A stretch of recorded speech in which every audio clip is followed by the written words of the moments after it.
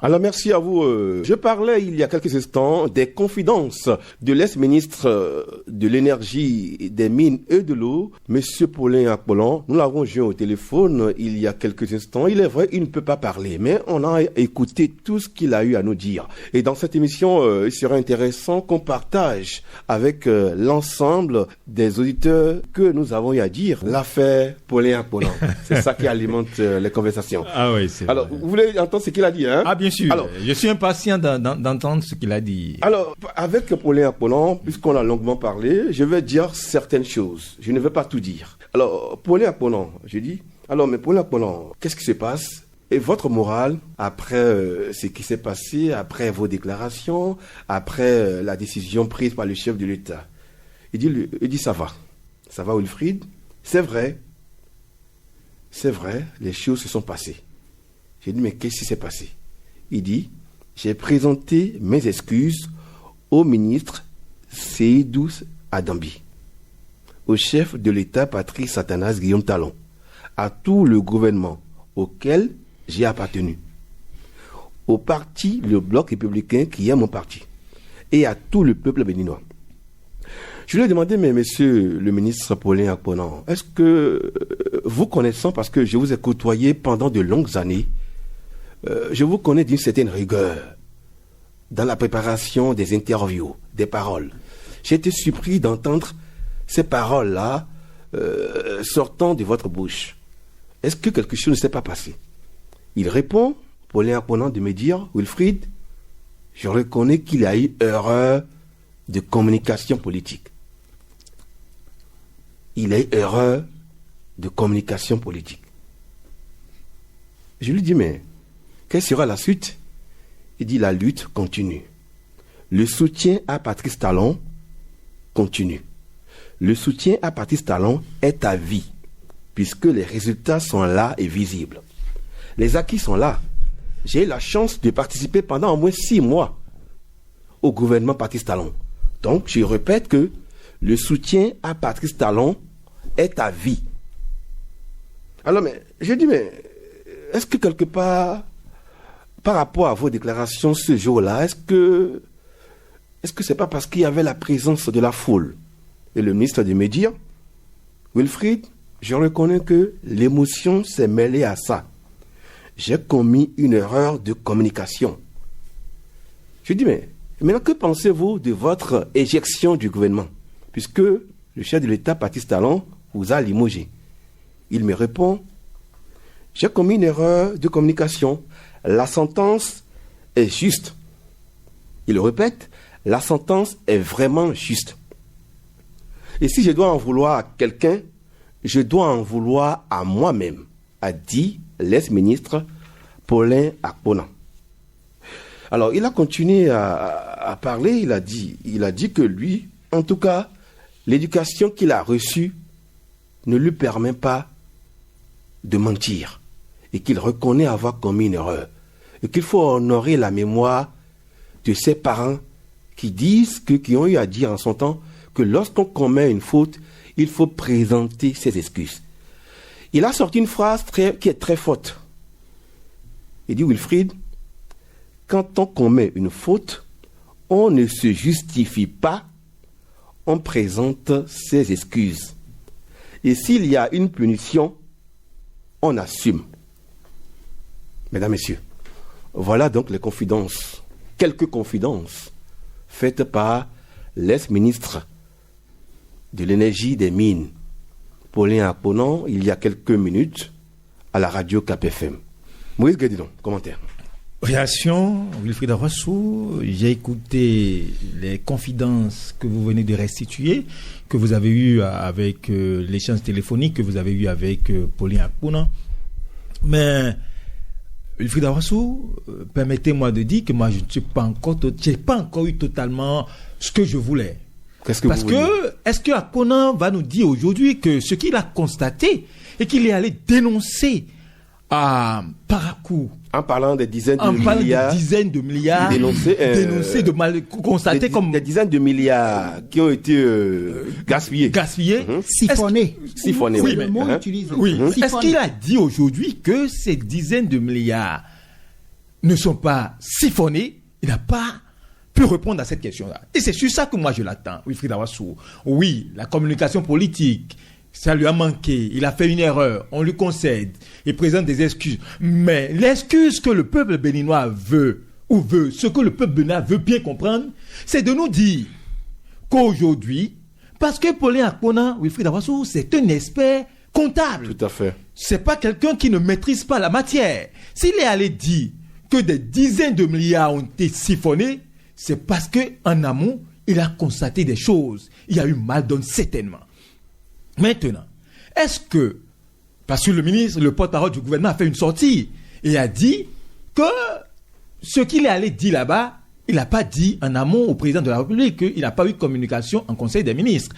Bon, mais il faut qu'aujourd'hui, qu'on nous dise clairement... Donc, je veux dire exactement qu'il ne saurait y avoir de fumée sans feu. Non, jamais. Certainement qu'il y a eu quelque chose. Mais Wilfried Awassou, est-ce que la population... Parce que moi aussi, après, quand j'ai cherché à glaner quelques informations concernant cette affaire, mais des gens m'ont dit que c'est parce que la population, à un moment donné, s'est révoltée ou a manifesté pour dire nous n'avons pas l'eau et nous n'avons pas l'énergie.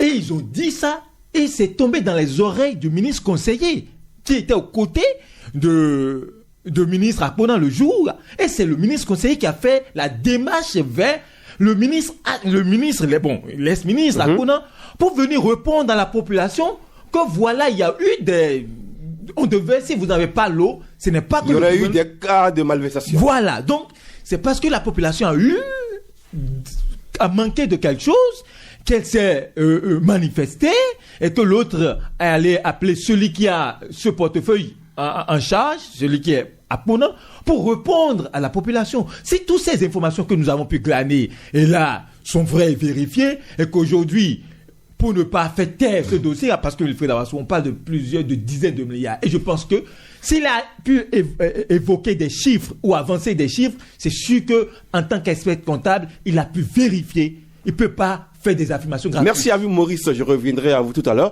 Alors, Jacques Yedafou, c'est vrai qu'il ne doit pas y avoir de fumée sans feu. Mais d'abord, la posture de l'homme aujourd'hui, qu'en pensez-vous ? Il est plusieurs fois en faute. Ce n'est pas une erreur ce qu'il a fait, c'est une faute. Je vous explique. Il s'est retrouvé dans une activité nocturne, ce qui suppose que ce n'est pas une activité officielle, c'est une activité politique. Il s'est retrouvé dans la 8e circonscription électorale, qui n'est pas sa circonscription électorale. Lui, il relève de la 10e circonscription électorale.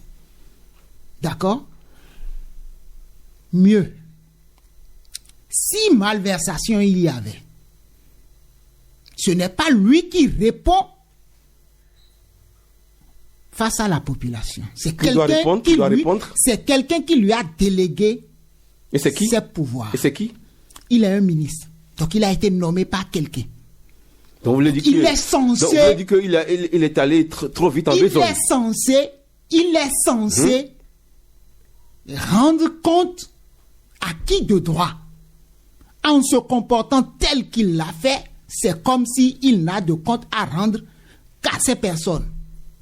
Quelqu'un l'a nommé. D'accord ?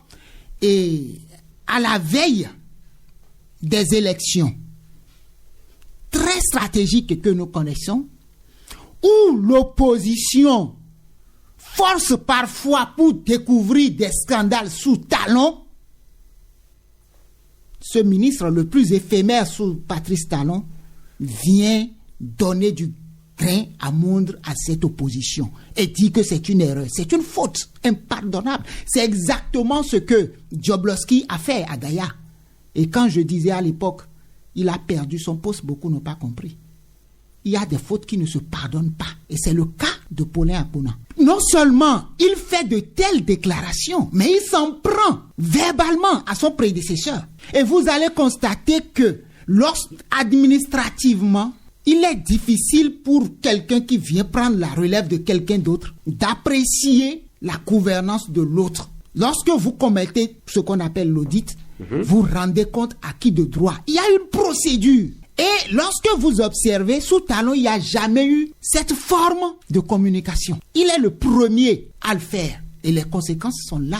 Donc, j'ai l'impression Donc, pour vous, que plus qu'une erreur, c'est une faute. C'est une faute. Et j'ai l'impression qu'il s'est comporté comme un immature politique. Il s'est comporté comme un immature politique. Et quelqu'un comme ça, non seulement si vous l'écoutez, il faut réécouter l'audio ou la vidéo. Il dit le BR et moi, nous allons. C'est le BR qui l'a mis là. Est-il en campagne pour faire de telles déclarations? Si celui qu'il dénonçait était la personne est du même parti politique que lui. Et cette personne est juste en quarantaine. Il n'est même pas exclu du parti. Il est en quarantaine. Membre du bureau politique national.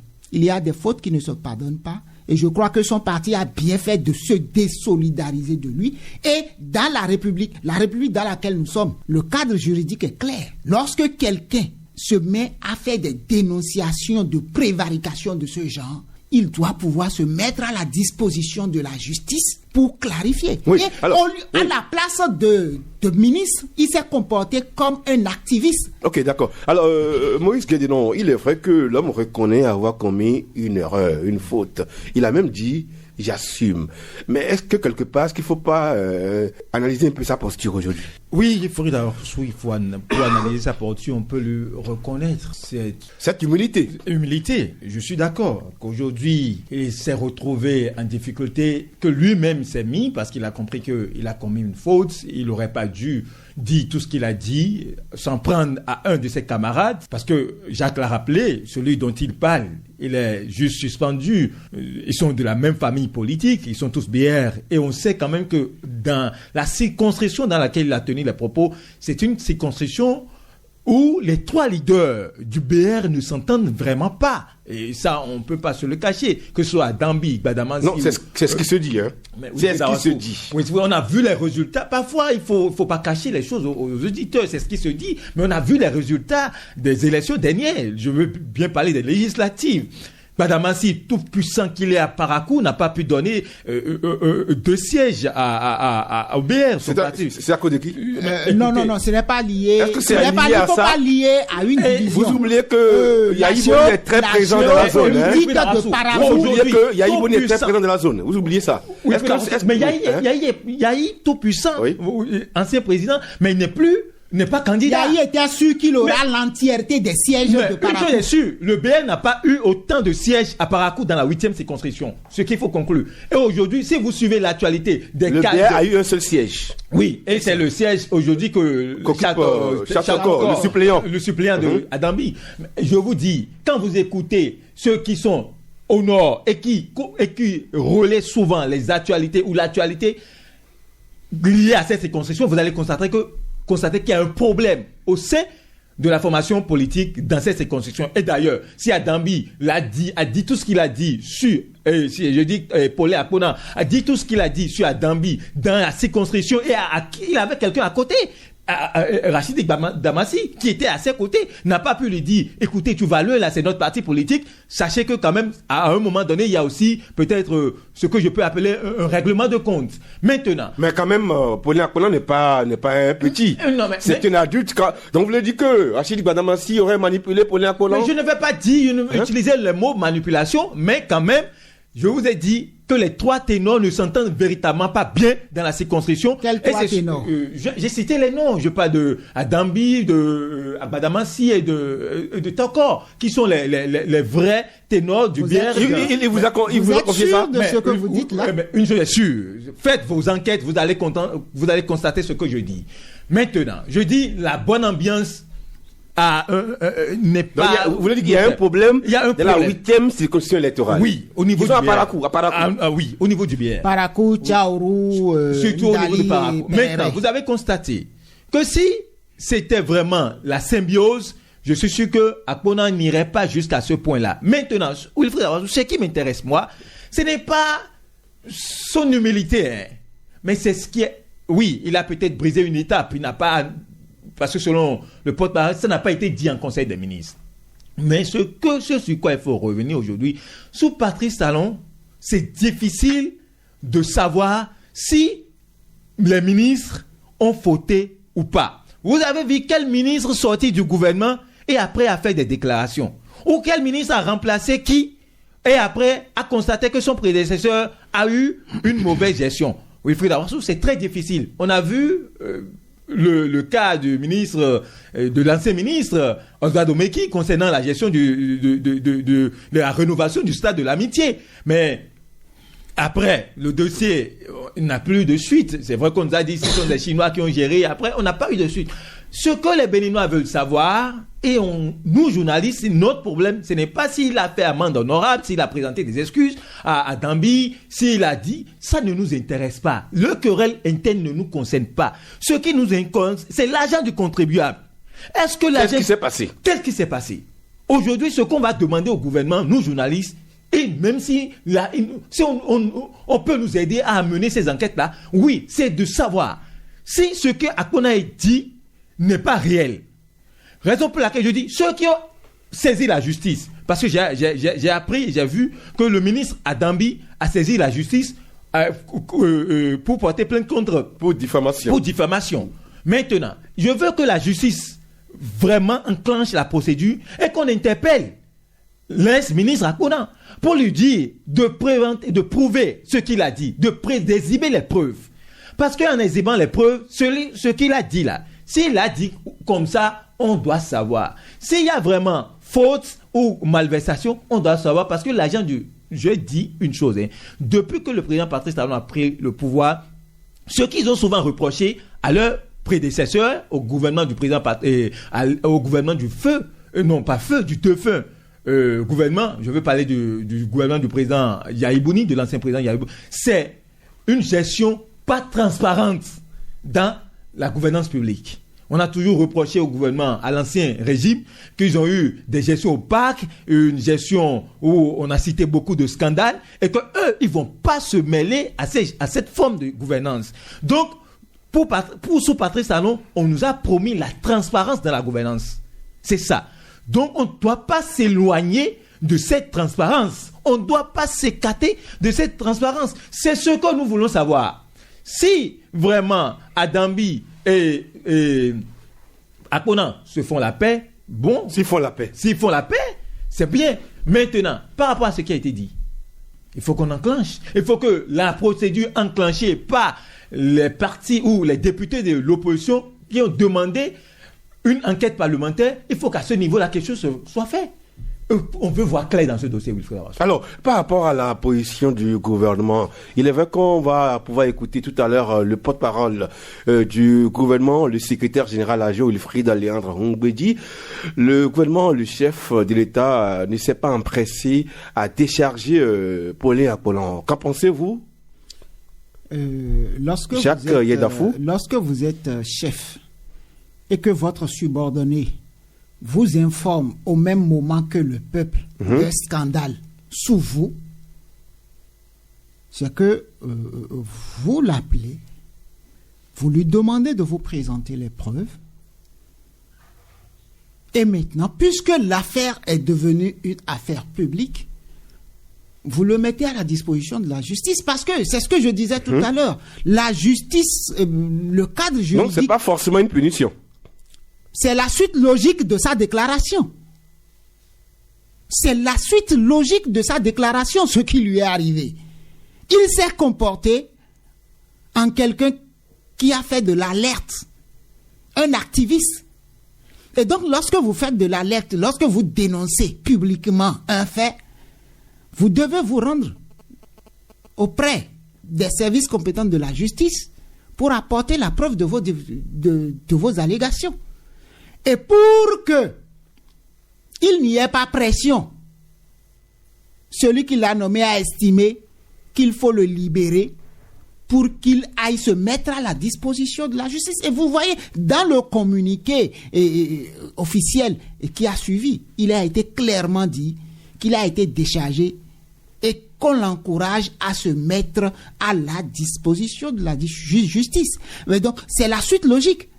Alors, on va écouter le porte-parole du gouvernement, le secrétaire général adjoint de ce gouvernement, Wilfried Léandre Ngouedi, à propos de ce dossier, le dossier Paulin Akponan.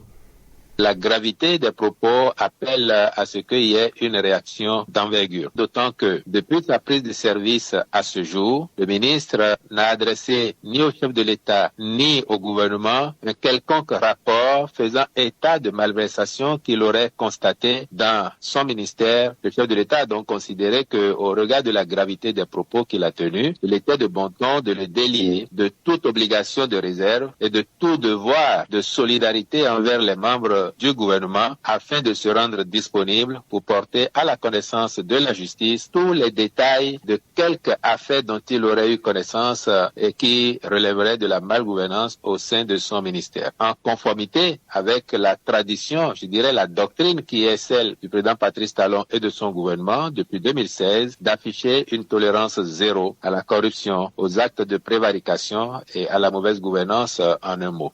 La parole publique, la parole des autorités, la parole des officiels doit aussi être dite sous le sceau de la responsabilité. Nous demandons à tous nos concitoyens d'être responsables de leurs actes et de leurs propos. La même exigence prévaut en ce qui concerne les officiels, les serviteurs de la République du moment. Vous pouvez vous exprimer, vous avez le droit de vous exprimer, mais cela dit en toute responsabilité. Nous y sommes là. M. Akponan a bien dit ce qu'il pensait, ce qu'il croyait devoir dire. Mais vous conviendrez avec moi que si, au sein du ministère dont il a pris les rênes il y a quelques mois, il lui est arrivé de faire les constats tels qu'il a parlé en public, la première instance au niveau de laquelle il devrait évoquer ces constats, ce serait le gouvernement et au chef du gouvernement. À l'instant, Wilfried Léandre Ongbedi, le porte-parole du gouvernement, réagissant au dossier Paulin Akponan. Alors, que devrait être la démarche de l'ex-ministre Paulin Akponan par rapport à ce qu'il aurait découvert dans son ministère? Oui, mais la démarche, le porte-parole du gouvernement l'a rappelé, et après avoir constaté que son prédécesseur aurait siphonné des milliards... Mais il n'a pas parlé, il n'a pas cité le nom de son prédécesseur. Mais il faut avoir ce qu'il a dit. Il faut pas chercher à le dédouaner. Il n'a qu'à assumer jusqu'au bout. Il n'a pas dit à Dambi. Moi, j'ai pas entendu le nom du ministre de la Justice.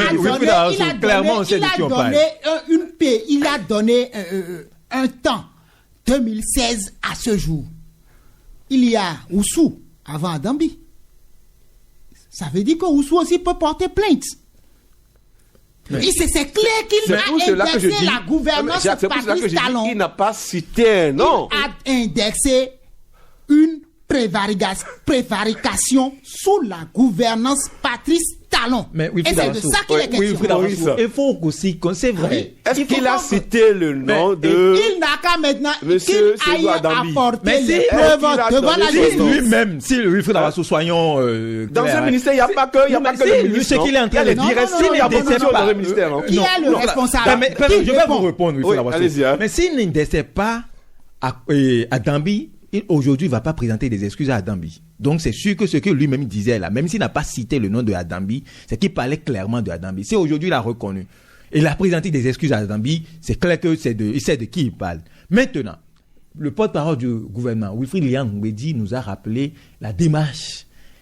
Après avoir constaté des supposés malversations. Des anomalies. Certainement. Ouais, raison pour laquelle il a parlé de supposés. Les résultats. Raison pour laquelle il a parlé de supposés. Oui. Supposés. Malversation au sein de ce département ministériel, la logique aurait d'informer le patron pour dire je viens de constater où, après avoir pris fonction et en menant des enquêtes, après constat sur le terrain, j'ai constaté que dans le budget de telle année, il est prévu la construction d'adduction d'eau villageoise ou des forages, ou en tout cas dans telle zone. Mais après des démarches, des sorties sur le terrain et des manifestations des populations, on a constaté qu'il n'y a pas eu la construction de ces infrastructures-là. Il s'est passé quelque chose. Voilà mes premières analyses. On présente ça au patron. Patrice Talon. C'est lui. Qui peut commanditer un audit de la gestion de Adambi.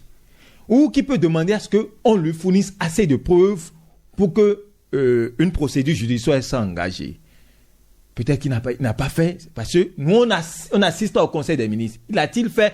On ne sait pas. Mais le porte-parole ne peut pas dire qu'il a aujourd'hui, je ne crois plus à tout ce qui est officiel. Oui. Pourquoi? Oui, mais je suis d'accord. La parole officielle? Oui, mais Wilfried Davassou, je peux dire aujourd'hui... La parole du porte-parole, mais Wilfried porte-parole est la parole officielle du gouvernement. Je suis d'accord que le porte-parole nous a dit aujourd'hui que ça n'a pas été dit en conseil. Je lui concède ça.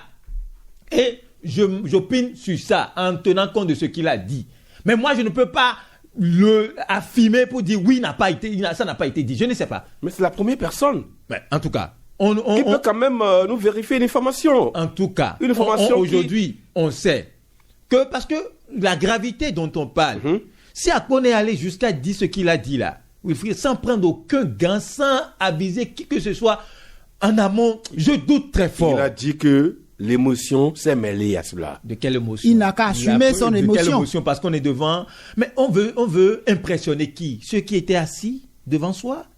Parce qu'on est ministre?